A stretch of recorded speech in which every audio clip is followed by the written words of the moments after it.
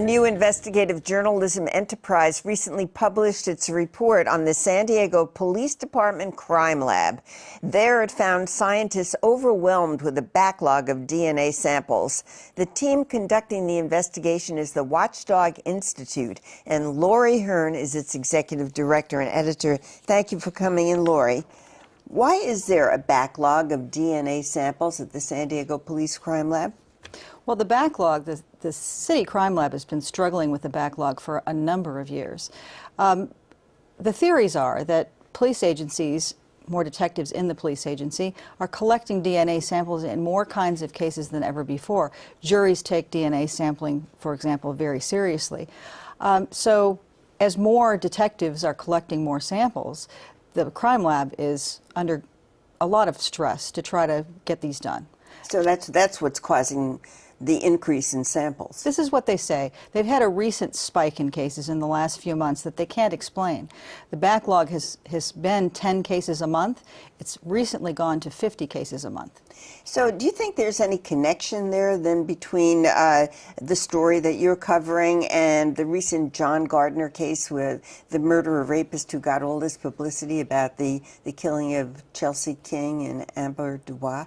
It's a bit difficult to know that precisely, but certainly it seems to be a coincidence. There was, as you know, controversy surrounding the attack on a jogger in December that was ultimately linked to John Albert Gardner. DNA evidence was collected from that case. It was originally classified as an attempted robbery rather than an attempted sexual assault, which probably would have moved that DNA testing up higher in the chain of decision making. So a lot of attention was paid to the crime lab and DNA evidence at that time. So it's difficult to say if that might have prompted some more DNA collection. Well, at this point, the Watchdog Institute has analyzed the backlog data. What were some of your findings? Well, it was really interesting. One of our missions at the Watchdog Institute is to do data analysis. We have investigative reporters and data analysts. We requested the backlog from the police department, and essentially what that was a snapshot in time. You can imagine a backlog as a dynamic, changing database. Given any particular day, you're going to have different cases, different samples that are being signed out. So our sample was as of March 13th, and we asked for it electronically. What the police department gave us was a list of dates that samples were submitted, kinds of cases. One thing we did not get, which was highly unfortunate, I think, is specifics on the type, on exactly what the crime was. For example, we knew there were homicide cases on the list, but we didn't have any details of what those homicides were.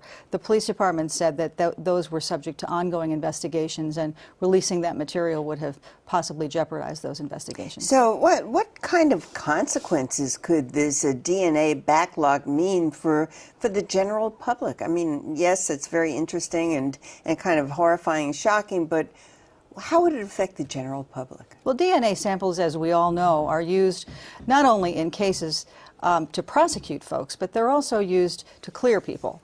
And if there is a backlog of cases that have not been tested, there could be people waiting in jail to find out if they are properly charged with a crime.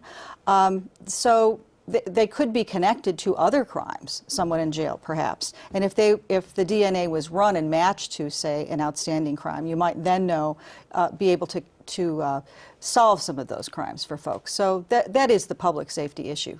And what would it take to fix the situation? Well, what the crime lab says is it would take more money. They've already put $2 million in federal grants in the last 3 years to try to keep up with the backlog. The crime lab now says they need $635,000 more to hire 5 more scientists. Certainly an evaluation of how the crime lab is run before you just pour more money into it would probably be a good idea. But the city says that money is clearly the answer here. Thank you very much, Lorie Hearn. Thank you for having me.